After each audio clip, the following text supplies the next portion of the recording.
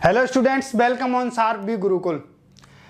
इसका previous video में हम अल्टरनेट थ्योरम को प्रूव कर चुके थे, करस्पॉन्डिंग एंगल एक्सियम पढ़ चुके थे। Corresponding angles of pair equal होते हैं, इंटीरियर ऑल्टरनेट एंगल इक्वल होते हैं, एक्सटीरियर ऑल्टरनेट एंगल इक्वल होते हैं। अब हम क्या पढ़ने वाले हैं? अब हम पढ़ेंगे हम पढ़ेंगे कॉन्सिक्यूटिव इंटीरियर एंगल एंड को इंटीरियर एंगल का सम 180 डिग्री क्यों होता है। ठीक है, ये कॉन्सिक्यूटिव एंगल सप्लीमेंट्री एंगल्स क्यों होते हैं ये हम पढ़ेंगे। Supplementary angle means two angles का सम कितना हो 180 हो, वो क्या होते हैं? वो सप्लीमेंट्री एंगल होते हैं। ठीक है, तो को इंटीरियर एंगल्स क्या होते हैं? मैंने आपको लिखाए थे, कोई 3 and 6 को इंटीरियर एंगल है, 4 and 5 को इंटीरियर एंगल है। ठीक है, तो मैं एक को प्रूव कराऊंगा, एक आप खुद को प्रूव करना होगा। ठीक है, मैं इसको प्रूव करता हूँ, एंगल 3 and 6 का सम कितना 180 डिग्री, क्या है? सप्लीमेंट्री एंगल है, ये मैं प्रूव कराऊंगा आपको। ठीक है, देखो ये क्या एक लाइन है ना। एक स्ट्रेट लाइन पर कितने डिग्री का एंगल बनता है? 180 डिग्री का। Linear of pair of angle बनता है ना, angle 3 plus angle 4 equal to 180 degree. किससे? लीनियर पेयर ऑफ एंगल से।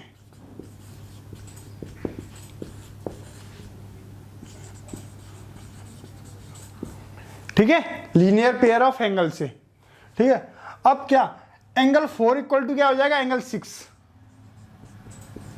किससे? अभी प्रीवियस वीडियो में ही प्रूव किया था, क्या? Alternate theorem. ऑल्टरनेट थ्योरम में क्या एंगल 4 किसके इक्वल होगा? 6 के इक्वल। किससे? ऑल्टरनेट थ्योरम से।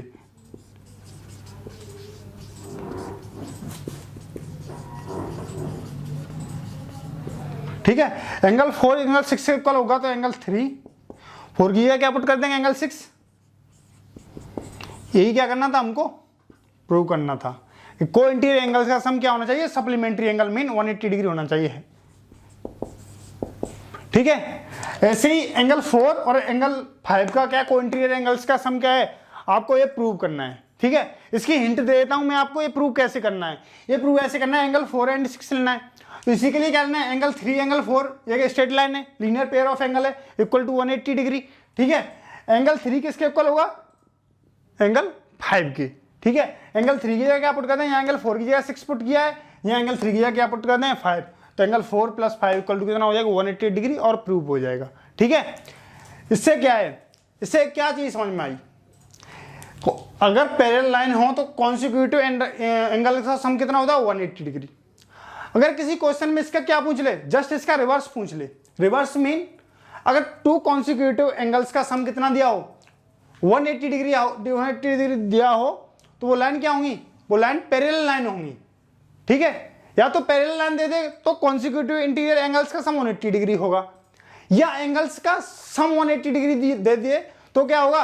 वो लाइन आपस में क्या होंगी? पैरेलल लाइन होंगी। ठीक है, ये याद रखना है, इसको नोट डाउन करो। फिर इसके बाद आगे मैं एक बार कंप्लीट ओवरव्यू देता हूं आपको, जितना भी मैंने ये एंगल्स पढ़ाए हैं उनका कंप्लीट ओवरव्यू देता हूं, इसे नोट डाउन करो। तो एक बार सारे एंगल्स जो हमने डिस्कस किए हैं उनका क्या कंप्लीट ओवरव्यू देते हैं एक बार। ठीक है, एक साथ सारों को लिख लेते हैं। Corresponding angles, exterior alternate angle, interior alternate angles, consecutive को इंटीरियर एंगल, इनको एक साथ सारी चीजों को लिखा देता हूं मैं। ठीक है, इनको सबको लिख लेना। ठीक है, तो पहले क्या लिखते हैं हम? पहले लिखते हैं corresponding angle, CORR।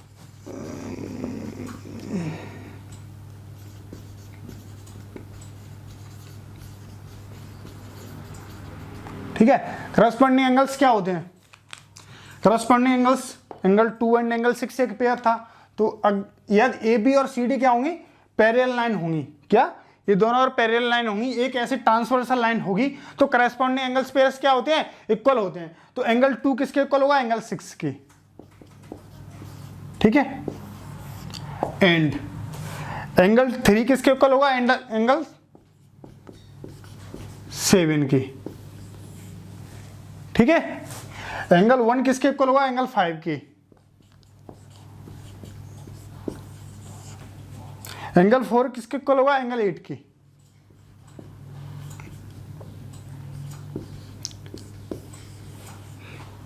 AB and CD दो पैरेलल लाइन होंगी, P की एक ट्रांसवर्सल लाइन होगी, तो करस्पॉन्डिंग एंगल्स क्या होंगे? इक्वल होंगे। एंगल 2 6 के इक्वल होगा, एंगल ये 30 डिग्री है। ठीक है, तो ये भी 30 डिग्री होगा, ये 50 डिग्री है, तो फिर ये भी 50 डिग्री हुआ। समझ में आया? ऐसे होते हैं एंगल्स इक्वल। ठीक है, ऐसे इसके बाद पढ़ते हैं हम इंटीरियर ऑल्टरनेट एंगल।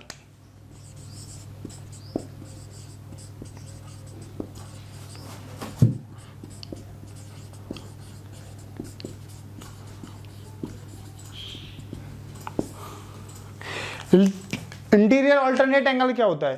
देखो, एंगल 3 किसके इक्वल होगा? एंगल 5 के इक्वल होगा। अगर 2 लाइन क्या होंगी? पैरेलल होंगी।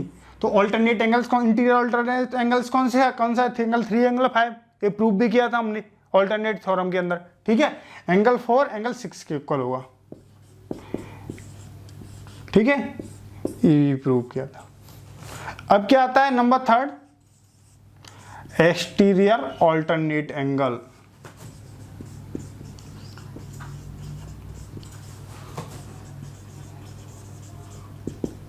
इन सबको क्या हम प्रूव तो कर चुके हैं, पर एक बार ओवरव्यू में कंप्लीट एक साथ लिख ले हुए सबको। ठीक है, तो अब इंटीरियर एंगल थे तो इंटीरियर एंगल से 4 थे, इनकी बात करी। अब किसकी बात करने वाले हम? एक्सटीरियर। एक्सटीरियर मीन बाहर वाले, तो एंगल 2 एंगल 8 के इक्वल होगा।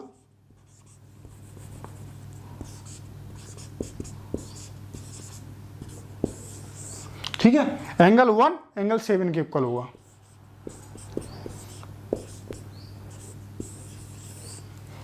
ठीक है, समझ में आया? ये सारे एंगल्स क्या होंगे? इक्वल होंगे। ठीक है, ये कंप्लीट ओवरव्यू हो गया। एक और देखो, अगर ये एंगल 30 डिग्री है, ठीक है, तो इसका अल्टरनेट एंगल कौन सा हुआ? ये होगा ना। एक्सटीरियर अल्टरनेट एंगल इसका कौन सा हुआ? ये। तो ये एंगल भी फिर 30 डिग्री हुआ। समझ में आया? इसे कैसे क्वेश्चन में ही लेते हैं, किसी क्वेश्चन में ये एंगल दे दिया, ये एंगल पूछ लिया, तो डायरेक्टली कितना हो गया? 30 डिग्री हो गया। ठीक है, ऐसे ही कोई इंटीरियर में दे दिया, इंटीरियर में ये एंगल दे दिया 60 डिग्री। ठीक है, तो इंटीरियर अल्टरनेट एंगल इक्वल होते हैं। तो इसका अल्टरनेट इंटीरियर एंगल कौन सा? अल्टरनेट एंगल कौन सा है? इसका एंगल 3 है, कौन सा? एंगल 5। तो ये भी क्या होगा? 60 डिग्री हुआ। ये दे दिया तो ये पूछ सकता है। ऐसे क्या है, ऐसे क्वेश्चन में हम क्या करेंगे? यूज करेंगे। ये सारे एंगल्स मैंने आपको प्रूव भी करा दिए।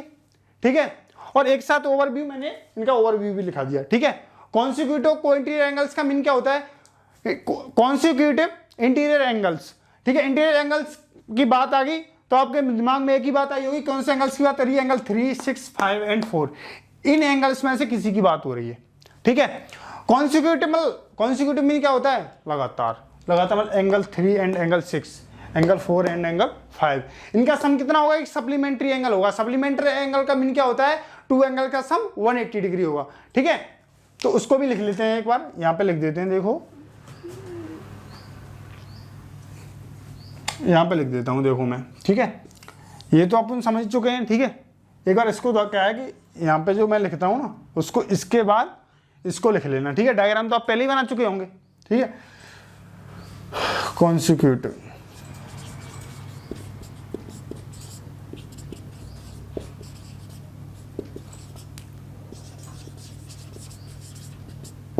कॉन्सिक्यूटिव इंटीरियर एंगल का मीन क्या होता है? Angle 3 plus angle 6 equal to 180 degree and angle 4 equal 4 plus angle 5 equal to 180 degree. ठीक है, इसे लिखने के बाद फिर इसको लिख लेना है ना। इसका रिवर्स क्या होता है? कॉन्सिक्यूटिव को-इंटीरियर एंगल्स का, इन सब का रिवर्स क्या होता है? यदि पैरेलल लाइन दी हो, उसमें एक ट्रांसवर्सल लाइन ऐसे दी हो, ठीक है, तो ये सारे पेयर्स क्या होते हैं? आपस में इक्वल होते हैं। अगर पैरेलल लाइन ना देकर आपको ऐसे बोल दे कि एंगल 2 एंगल 6 के इक्वल है, तो क्या ये दोनों लाइन पैरेलल होंगी? यस, पैरेलल होंगी।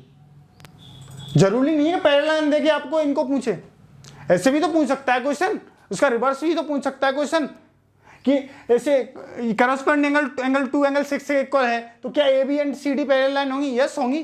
क्यों? करस्पॉन्डिंग एंगल जब भी इक्वल होते हैं जब दो पैरेलल लाइन एक ट्रांसवर्सल लाइन होती है। दो पैरेलल लाइन पे क्या होती है? ट्रांसवर्सल लाइन होती है। जब भी क्या होते हैं? करस्पॉन्डिंग एंगल इक्वल होते हैं। और करस्पॉन्डिंग एंगल इक्वल दिए तो वो लाइन पैरेलल लाइन होंगी। ठीक है, और ये अंदर के कोणों, अंदर के जो एंगल्स हैं, इनका सम अगर 180 डिग्री है तो भी ये दोनों लाइन कैसी होंगी? पैरेलल लाइन होंगी। ठीक है, बहुत अच्छे से मैंने सारे एंगल्स क्या है डिस्कस कर दिए, प्रूव भी कर दी, ऑल्टरनेट थ्योरम प्रूव कर दी, करस्पॉन्डिंग एंगल्स थ्योरम प्रूव कर दी, कॉन्सिक्यूटिव एंगल्स का सम 180 डिग्री क्यों होता है ये भी मैंने प्रूव कर दिया। लेकिन अगर फिर भी कोई डाउट रहता है ना तो कमेंट बॉक्स में कमेंट करके आप मेरे से पूछ सकते हो, मैं उसी के द्वारा वीडियो बना के आपके लिए डालूंगा। ठीक है, मिलते हैं अगली वीडियो में, तब तक के लिए धन्यवाद, जय हिंद।